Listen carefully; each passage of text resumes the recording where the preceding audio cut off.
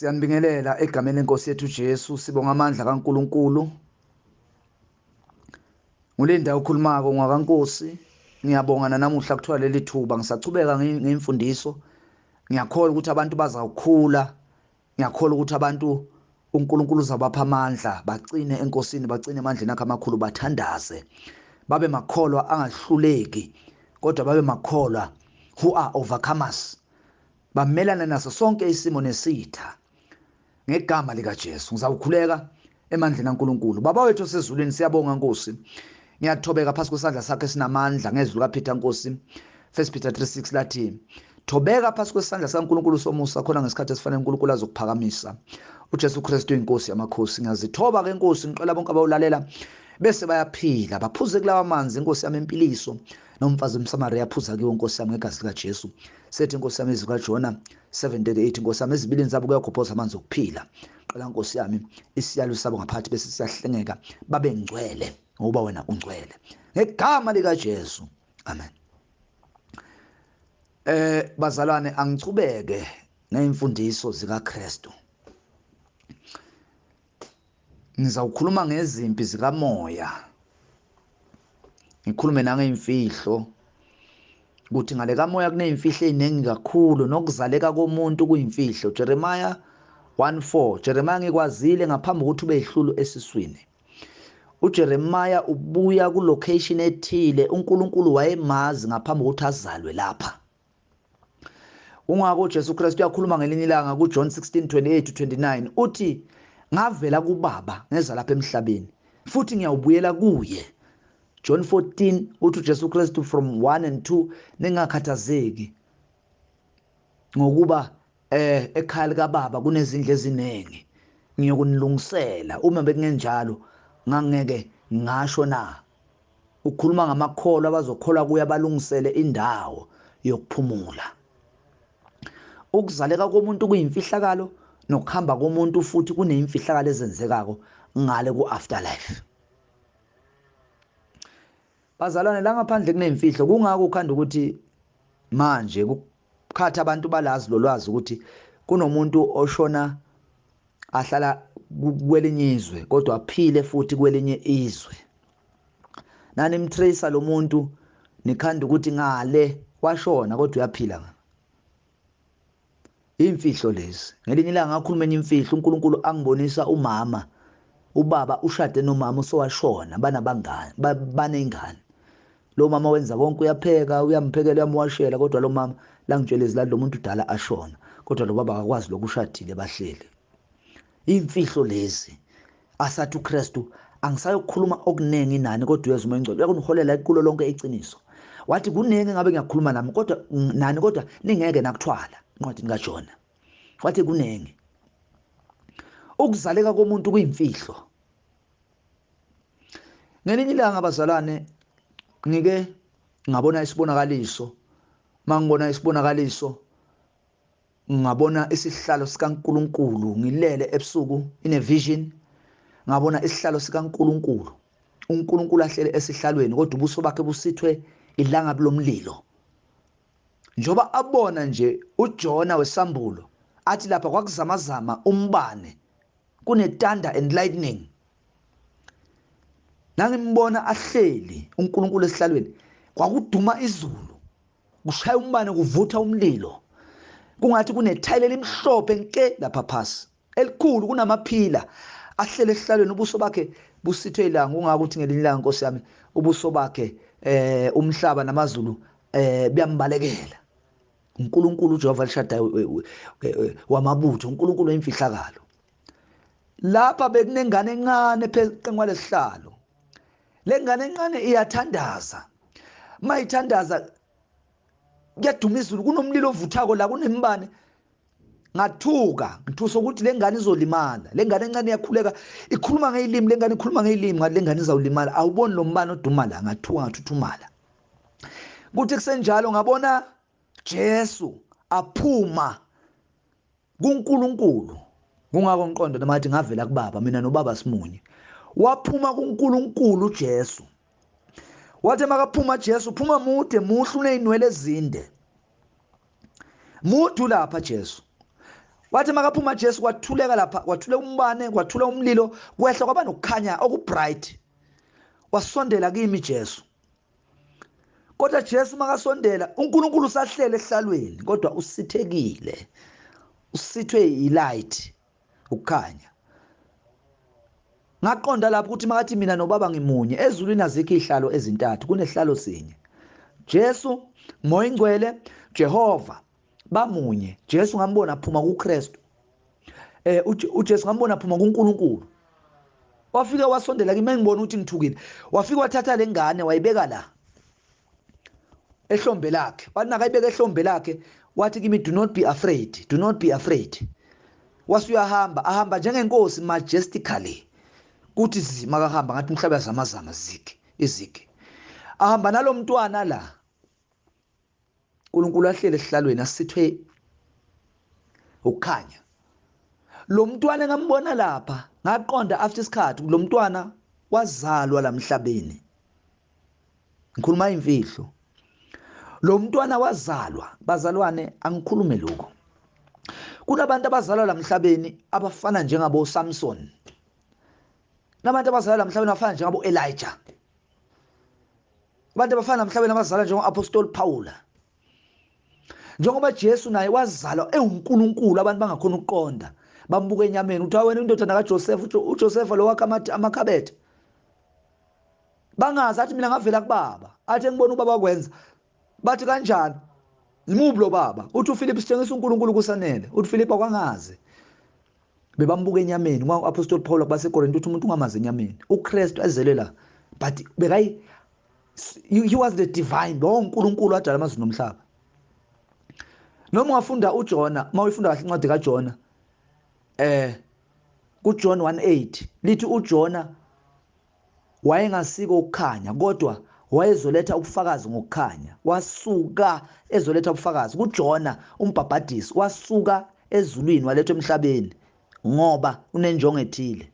Lo muntu akusumuntu onormal lo. BoMoses akusibantu abanormal laba. Kunabantu abazalwa emhlabeni abangekho normal. Lo mfana wazalwa lo mntwana.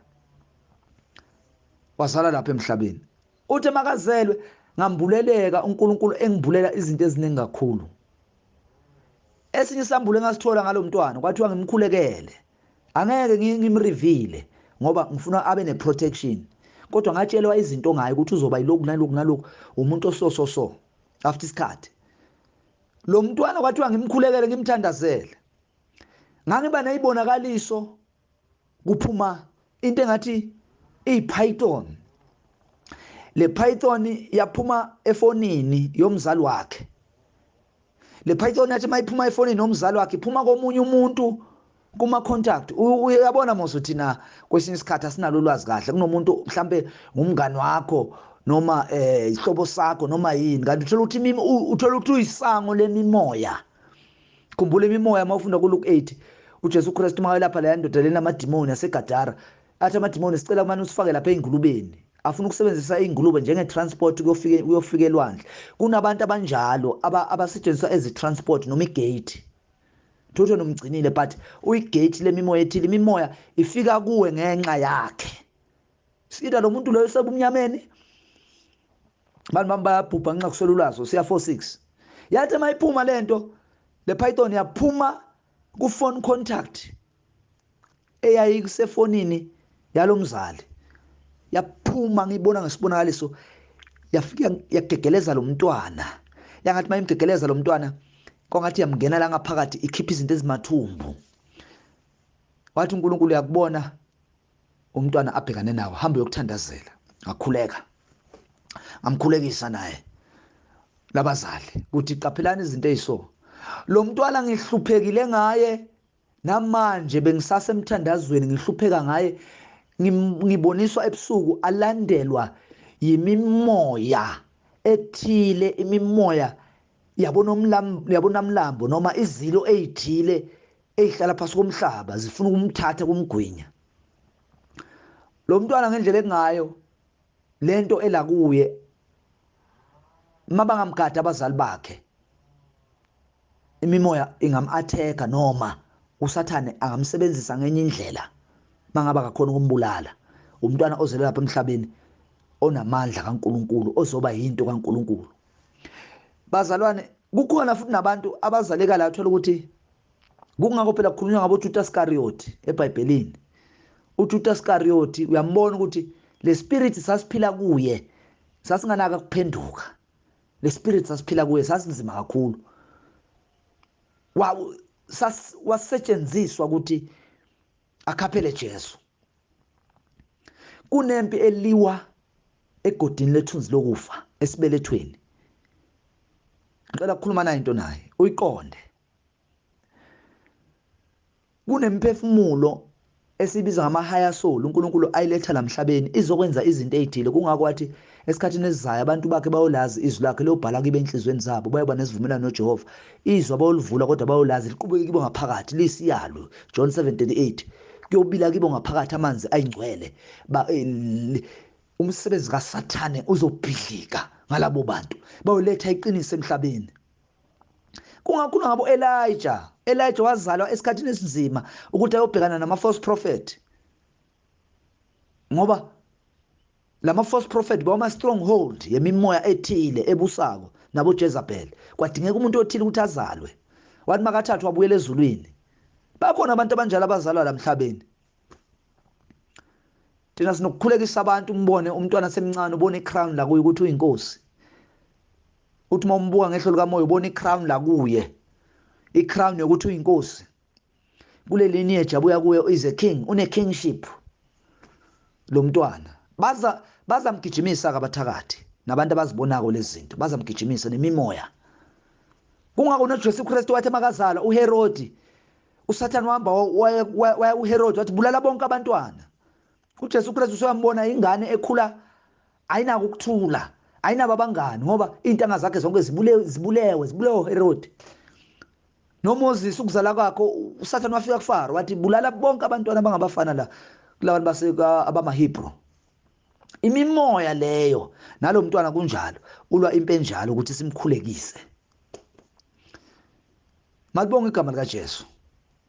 Kunento enzeka ngale uthola ukuthi kunabantu uthola ukuthi ingilosi zikaNkuluNkulu ziyalwa kamoya ukuthi kuzaleke abantu abathile la emhlabeni abazokwenza intando kaNkuluNkulu. NoSathane unjalo kunabantu sike sakhuluma lokho sathi kunabantu abangaphelele kunabantu abamiselwe kunemimoya ethile ephakama phasi kolwandle ephakama phasi kwamanzi ephakama esihogweni ingene esibelethweni somuntu wesifazane ethile izaleke. Abanye balabantu bayaphila abanye bama celebrate abanye bama politician abanye bama musician abanye baphethe ama business abanye bahle bavela ku Instagram. They are very beautiful ladies, handsome guys. You'll never know, you'll never trace them, but the spirit behind abantu bambona inyama but the spirit behind isibuye ebumnyameni. So kunempi eke iliwe ngale kamoya uthola ukuthi noSathane ufuna ukuthi kuzaleke inhlobo yakhe. Uthola ukuthi abanye baphuphunyela izisu sisu siyaphuphuma uba ne-miscarriage. There's a war that is being fought. Kwesinye isikhathi kuliwa imimoya emibili yokukhanya nobumnyama ngenxa yalo mntwana ufuneka azalwe. Ingakho noKristu kwenzeka ngale ndlela yaze yafika ingilosi yakhuluma no Joseph yakhuluma nomama kathi hambani ohlala eGibhithe esikhathini singaka kuze ife lenkosi ingane izokhona kuphila. Kungako ingilosi yafika kuMaria yamtshela elathi Maria lo muntu ozozalwa la ngibani igama lakhe so khona azovikeleka. Ingilosi yayisola imlusa Jesu. Kunabantu namanje abazaleka kanjalo baluswa izingilosi ukuthi bazofeza intando ethile kodwa imimoya nayo imile. NoSathane naye kunabantu afuna ukuthi bazaleke abale inhlobo yakhe. Kungako uKristu ngelinye ilanga ukwakhuluma lapha kuMathewu 23:33 wathi inzalo yezinyoka you breed of serpent. Khona abantu abayinzalo ezinyoka abanye baphethe imali baona amabank. They are not people. Bafaka abantu ku slavery. Bakhulisa isona ebantwini. Izimpi zikamoya sisamkhulekisa lo mntwana namanje enkosini uJesu. Ngisakhuluma ngezimpi ezilwako bazalwane. Uyazi mawufunda incwadi yePsalms amahubo 88 ufunde ku6-7 kukhona lapho uDavid akhuluma ngendawo emnyama ngendawo esigodi akhuluma ngendawo ewumnyama indawo ehlukahlukene la kuvalelwa khona emphefumulo. Athi bheka ungifake otweni, ungifake ebumnyameni, ungigcibe nasendaweni yabafileyo. Uhambe ufunda incwadi yePsalms 69. Amahubo 69 uthi 1-2 kukhona la khuluma khona uDavide futhi akhuluma ngamanzi ajulile athi buka liyavunguza lifuna ukungigwinyela ngiphakamela ungifake ekujuleni kwamanzi. Uyofunda futhi kuPsalms 69:15 kukhona la kukhuluma khona ngamanzi futhi ajulile. Ukhuluma ngeindawo ezifihlakele. Uyokufunda kuIsaiah 14 ufunde kuverse 15 akhuluma khona ngendawo yabafileyo. Mabonke igama likaJesu.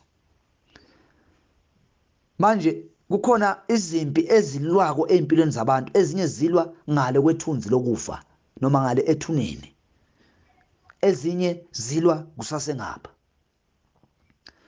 Sikunqoba njani ukufa emhlabeni bazalwane? Ngicela ukukhuluma nabantu bakaNkulunkulu. Uyabona like lakhuluma izwi kimi. Lathi izwi njengoba ubona abantu emhlabeni bashona kangaka, bafa kangaka abantu emhlabeni, kunemithetho kaNkulunkulu abayiphulako engaqoleleki phambi kwaJehova. And lathi malikhuluma lezwi lathi kimi ukube abantu emhlabeni nokufa bayakuhlonipha, ukufa bayakuzothela, nemingcwabo bayayizothela. Ngabe uSathane akazenzeli kangaka ukubulala abantu. Abantu sebaba imhlatshelo kaSathane. 1 Peter 3:8 uSathane ufaniswa njengebhubesi elizulazulako elifuna elizomgwinya. Yathi ingilosi kimi uyabona kube emngcwabeni kube abantu bayasindiswa, kuwe kuthiwa makuzongcwatshwa umuntu kuwe kubanjwe inkonzo yensindiso, kube khona abantu abazinikela kuJesu, kube khona abantu abaphendukayo, kuke kushunyayelwe, kuzothwe, kuhlonishwe. Wathi ngabe uSathane uyadeda manje. uSathane imingcwabo seyifeast yakhe, ila kayodla khona, ila kajabula khona kakhulu, ngoba imingcwabo 1 inama after tears. Abantu baye emathuneni badakiwe, baye emathuneni baphuzile, bangcwaba umuntu futhi ungalilinge nangelilodwa ilanga uzenze ngqono kunomuntu ofile, ngoba nawe siyeza isikhathi. Wathi kube abantu bayahlonipha, bamhloniphe nomuntu osondlulile emhlabeni, bahloniphe uNkulunkulu, basabe Jehova ngoba Jehova nguye ongaphezulu kwawo konke. Khumbula kuIsaiah 45:15 Isaiah 45:7 uthi uNkulunkulu mina ngidala ubumnyama ngenze ukukhanya. I formed darkness and great light. Wathi mina ngenza ukuthula ngenze nobubi, ngenza inhlekelele. Uthi mina Jehova ngikwenza konke lokho. Wathi udengeze edengezini. uJehova ungaphezulu kokufa, nguye kuphela onamandla okukhuza ingilosi yokufa phezulu kwabantu, phezulu kwamakhaya, phezulu kwemindeni. Nguye kuphela. Ngisho noma kuthiwa kunesithwala esingakanani esimile ekhaya, nguye kuphela Jehova okhona ukukhuza ukufa. Ngakho Jesu Kristu ku Revelation 1:18 wathi bheka ngangifile manje sengiyaphila, ihluthule zokufa nqobe ukufa mina, yiko kuvuka ungaphezulu kwako konke. Kodwa abantu namuhla benzani? Imisebenzi kaKristu engaka badlala ngayo, bahlambalaza. uKristu wakhuluma enye into futhi, wathi nina emhlabeni mina ngathi mangcwatshwa kwaba ingcosana yabantu abangikhalelako. Njengoba ubona uKristu wathi makakubethelwa, abantu abaningi bathi makabethelwe. Wathi makatete isiphambano bathi bamkhalela abantu besifazane, wathi zikhaleleni nina enisazophila, nikhalele nabantu abenu. Wathi masikale ngesiphambanweni uKristu baba ingcosana abantu abamkhalela, kodwa abaningi bebajabulela ukufa kwakhe. Wathi namuhla kufa abantu abadumile, niyakhathazeka ngabo, kufa ama celebrity, niyakhathazeka ngako, kodwa mina Kristu akekho noyedwa ohlonipha umsebenzi wami. Yathi ingilosi kuba abantu bayahlonipha, bahloniphe nemingcwabo, bashumayele emingcwabeni, abantu basindiswe. Manje emingcwabeni kunama after tears. Mabangcwaba umuntu oyisigebengu badubula ibhamu. mangicaba umuntu wayisigebengu baphatha imenze nabo okaba khona inombolo khona la. Mabangicaba umuntu wayeyiphuzela bathatha amabhodlela baphuze khona la benze konke lento leyo. Babeka ibhiga nabafika ekhaya kujatshulwe. Ingilosi yokufa iyanethezeka ihleli mnandi. NguJesu kuphela onamandla phezulu kwalesi simo. Malibonke igama likaJesu. Ngike ngafundiswa imfihlo. Yathi abantu abasindiswe bazalwane. Ngicela nabantu abazohamba manje abantu baqine ngisho emngcwabeni, baqine ngisho enkonzweni, bashumayele iqiniso, beme eqinisweni, bakhuze ingilosi yokufa ngezwi likaKristu.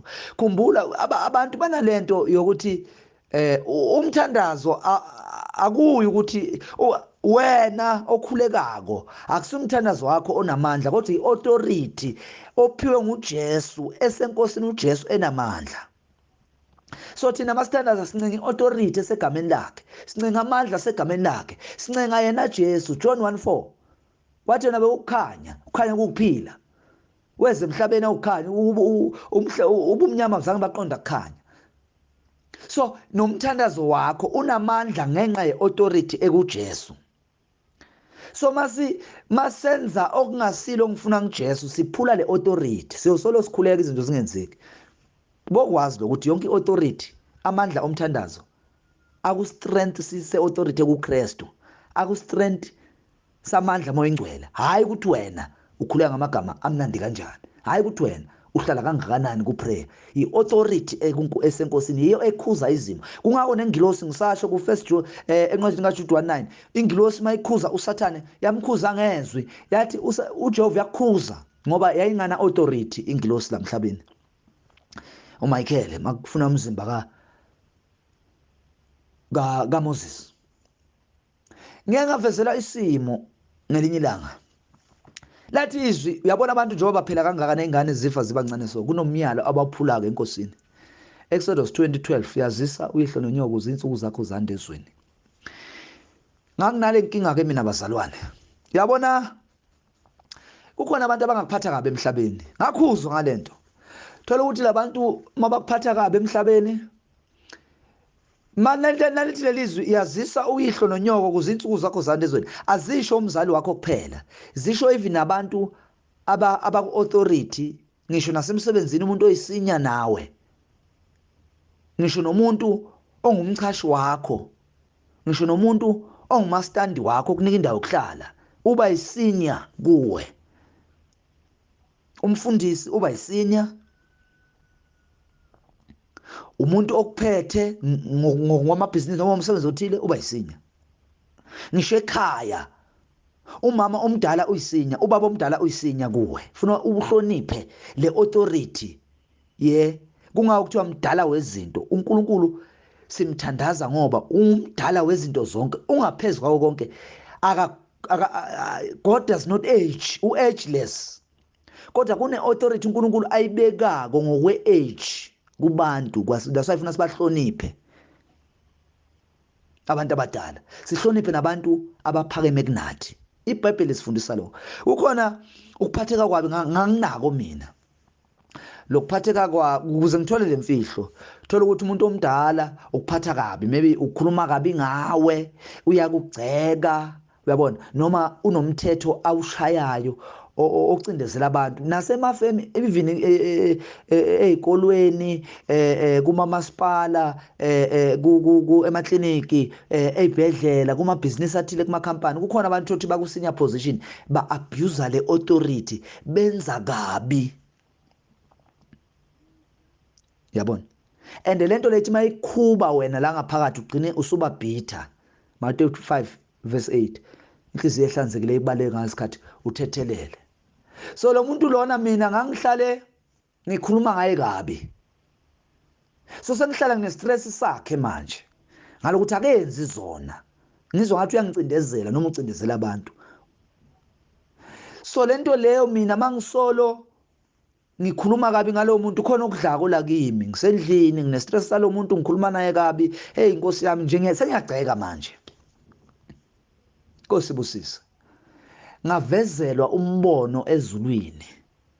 lathi izuyazi ukuthi kungani abantu bafa kangaka emhlabeni abahloniphi ihlo nenyoko ngavezela lo yamuntu kwathiwa yabona lo yamuntu lo kwathiwa into eyisinengiso phambi kwaJehova ungahloniphi kusinengiso kakhulu lokho ngoba Mateyu 5:8 Mateyu 15:8 lesizukulwane siyangidumisa ngeindebe yazi kodwa inhliziyo zabo azikho zibi noma ungamdumisa kangakanani uNkulunkulu uma unganayo inhlonipho ungahloniphi umdala ungahloniphi omncane akunasibusiso kuyisinengiso phambi kwaJehova lokho that's why abantu bese bayashona baginqika bavelelwa izimo ngatshelwa wathi abantu abaningi emhlabeni baphula lo mthetho wokungahloniphi ngani manje mina angihloniphi kanjani wathi ngavezela lo yamuntu lo sokhulile kunami sobaba wathi uyabona lo muntu lo uhlala ukhuluma ngayo mhla namalanga uNkulunkulu akukho kuhle phambi kwaJehova kwathiwa kimi ungamelani nomuntu ongaphezulu nawe ngathi mina ngimelana kanjani nalomuntu kwathiwa lokuthi nje mawufika kakho ukhuluma ngaye ekseni ukhuluma ngaye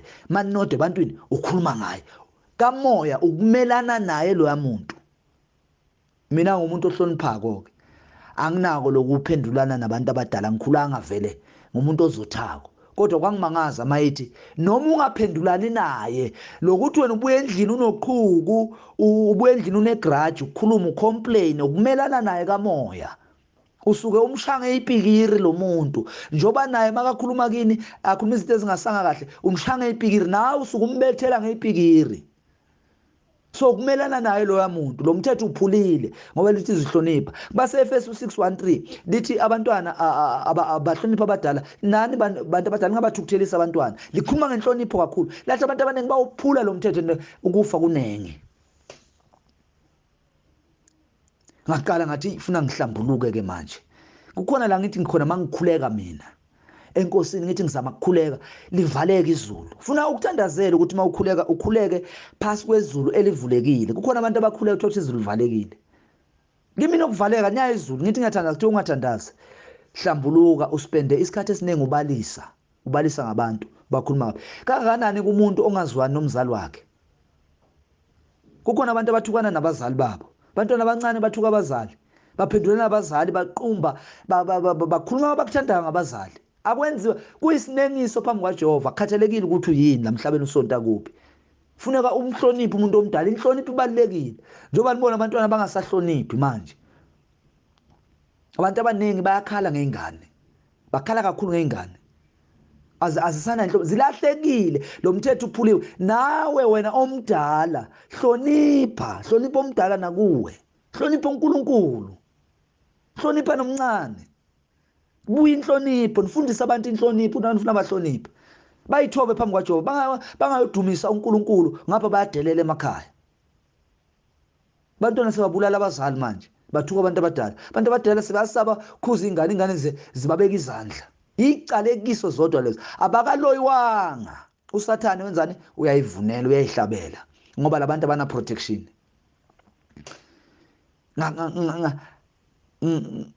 ngatshela ezulwini kuthiwa zithobe ngithi mangikhuleka ngelanga kuthiwa vula iBhayibheli phalaza zihlanze hlanza konke okubo okukhulumile uthukuthele kakhulu kule viki ngiqale lapho ngihlanze uyazi kuze kwathi ngelinye ilanga umoya ongcolile ekuMateyu chapter 12 Jesu Kristu labo 40-45 athi umoya ongcolile uyaphuma emntwini umoya ongcolile uyahlala emntwini and umoya kunemimoya ethile anonymous ehlala ke emntwini ongathi idinga moya engcwele ukuthi akwenze akulethele ukukhanya okuthile kuze lo moya ube expose kunomoya okhula nabantu bangawuboni ukuthi umoya ongcolile uyakhula na umoya ongcolile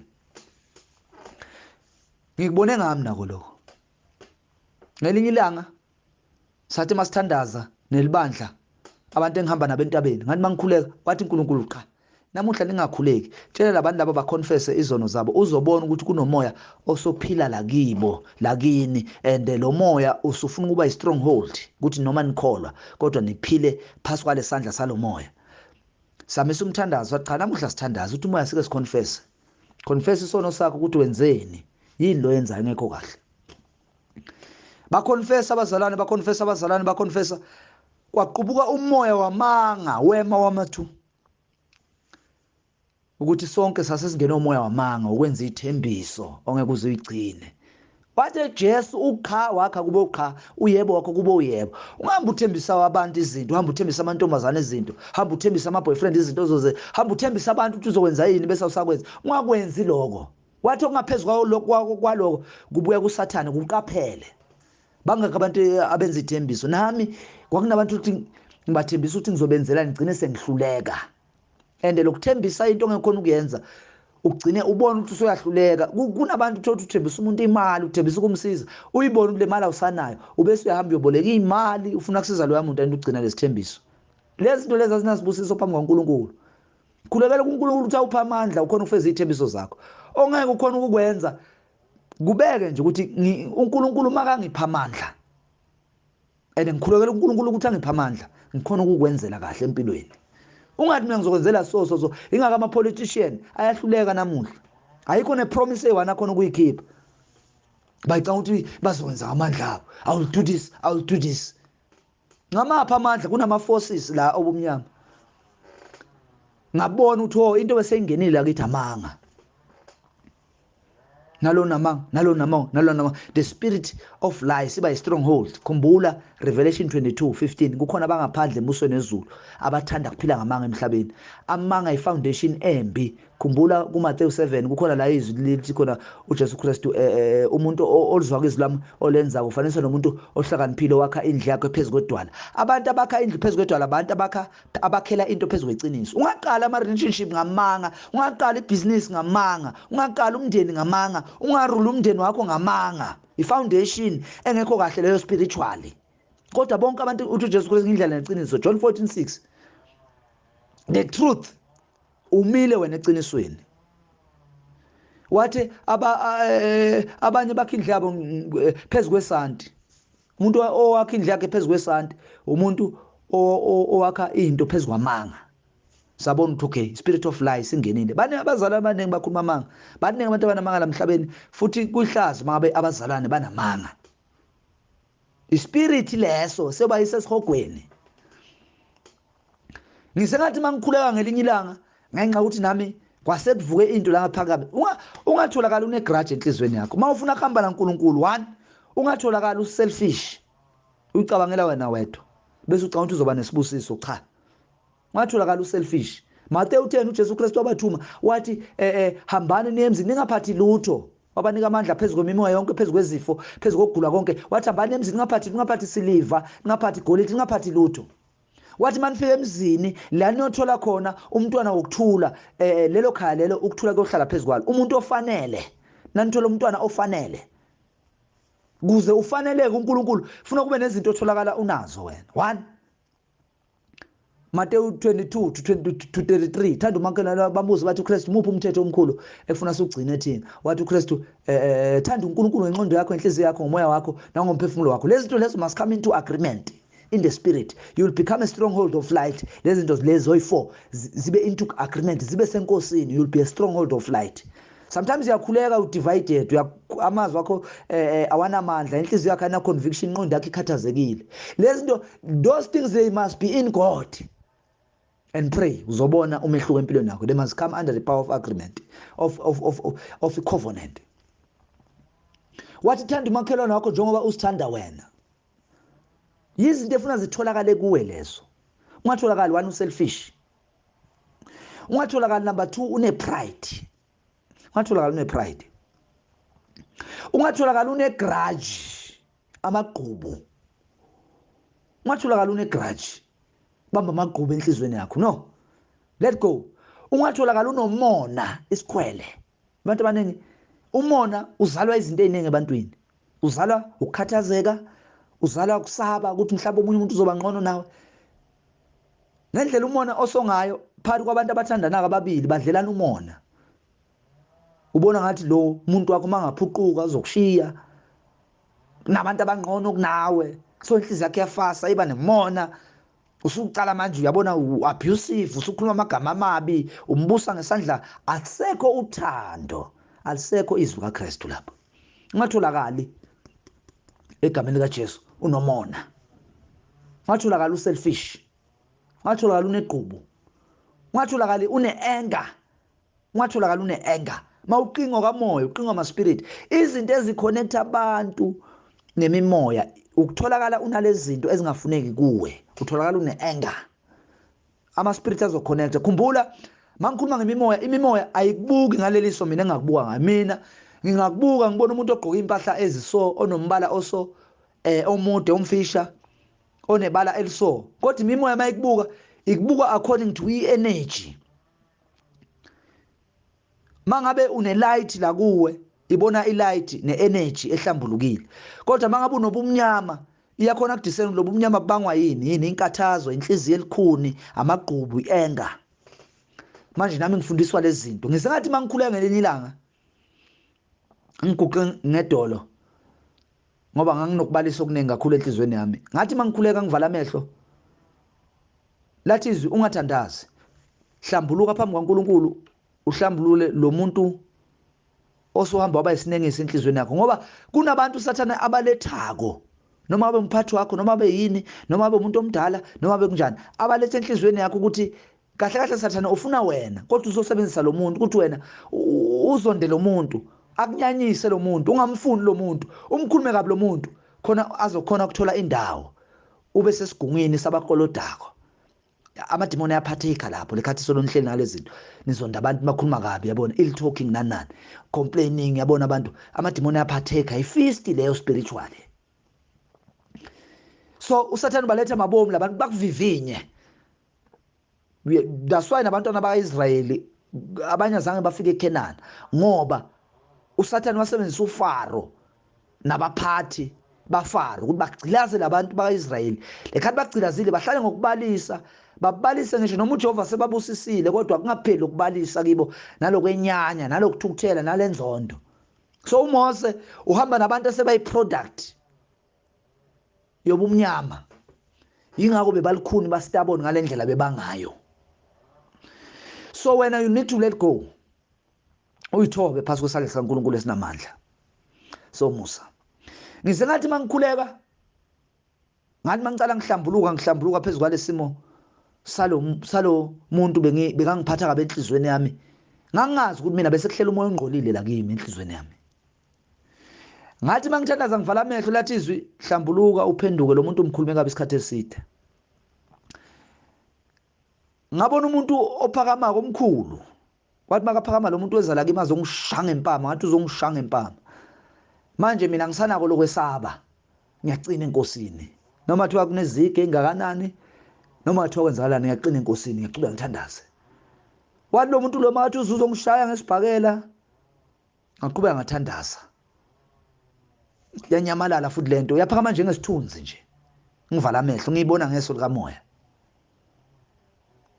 mangubuza umoya ukuthi yini lento le wathi umoya hayi kwakusenomoya ongcolile obe usohleli kuwe ngenxa ukuthi wena bona egcubu wawucomplaina ngomuntu osomihla namalanga usucala ukwemenyanya so lo moya wasuyahlala la kuwe manje masoconfessa usuhlambuluka umoya ingcelo ulethe iconviction usuyawudivoza manje uzama ukukuthusa ukuthi yekela lokuthandaza uzokhona ukuqhubeka uhlale nawe yizwe ulikholwa kodwa usola ukudla kancane kancane spiritually caphela ukuthi uhlela ukhuluma ngani wenza ini yini lequbuka kuwe ngaphakathi ufunde lencwadi kaMark 7:20 ukuthi kunemicabango emibi Philippians 2:5 lathi lenqondo yebeKristu mayitholakala kini makholwa Ephesians 6:17 wathi isigcoko sensindiso amakholo amaningi uSathane watheka emqondweni bese enhlizweni lento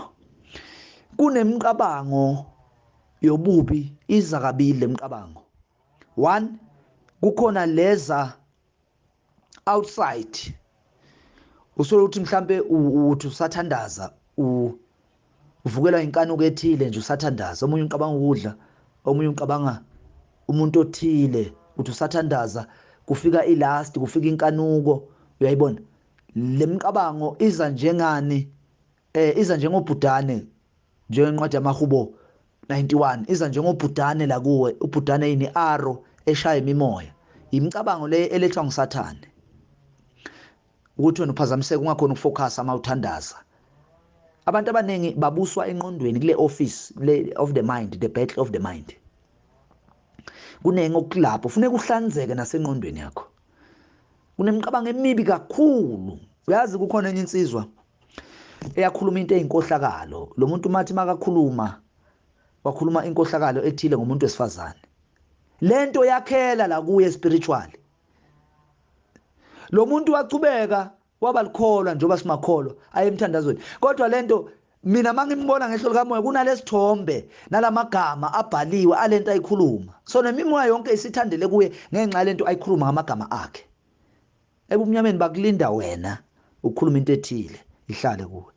Lento yena la kahamba khona simile lesithombe. Kungako mawufunda kahle base Colossians 2:15 lathi uJesu Kristu incwadi wasihlangula nencwadi eyayimelana nathi yamaqala wabathela ngehlazo. He has disarmed the forces of darkness. So lento icabangako khona umcabango omubi ongena outside la kuwe. Number 1 ufuna ukuqaphela lapho usukushaywa ngama-arrow. Dineka iba nesidina nyanya abantu zonda bani uyayibona lento leyo. Cabanga ukuthi kukhona lesikhathi uthi mawuthandaza kufike lento nje ukuthi ngathi ngayeka masinya ngiyokwenza ukuthi kufike nje haste ethile iqala ifike la emqondweni wakho lento ithi bu njengebhabuli bese ngathi ungawukhatha masinya lo mthandazo suddenly sekunento ebalekile ngathi ungayenza. Athi ngicheck ifoni yami ukuthi kune reply yini kulento bengilindile. Into oqeda kuyenza before uthandaza suddenly kune haste yini nomcabango othile ofike washala kuwe. Umcabango number 1 outside ama-evil thoughts lawo. Thoughts of evil. Ama-evil thoughts abuya outside. Bese kuba khona umcabango ngezwi lika Mark 7:20-23 elithi khona okungqolisa umuntu lokubuya ngaphakathi. Ama-thoughts of evil. Imicabango emibi ehlala la kuwe ngaphakathi ingqolisa lesiyalwi sika John 7:38. Kuthi ezibilini zabo kuyagobhoza amanzi okuphila. Holy Spirit. So yini lemicabango leyo ubulifunda lezi lokutshela ngenzondo isikhwele inkanuko ububi bonke obuqubuka la kwebungqolisa lesiyalo. That's why kunabantu abane bitterness. Abanye abantu noma thiwa bazama ukupretend abakhona ukupretend uyambona nje lo muntu uthi une bitterness. Uyambona ukuthi unenzondo noma thiwa uzama ukuhleka you can see nesmile sakhe asikho alive. Yini kungqolele lesiyalo lakwe ngaphathi imicabango emibi usathana sayitshalile. So nami umoya omubi wasofuna ukutshala into enjalo ukuthi ngibuye khona umuntu engimzondako ongikhathaza ke empilweni kanti usathana ngiattacker. Hloniphani bazalwane ngiyanithandazisa egameni lika Jesu. Ngisazoletha imfundiso ngiqhubeke about spiritual warfare. Ngiqhubeke nespiritual warfare ukulwa kwezimpi ngalo kamoya. Ngiqhubeke ngezinto eziningi uNkulunkulu angikhombise zona ezimandla. Ngizama lapha kwanamuhla uJesu Kristu inkosi. Siyabonga bazalwane inkosi inibusise.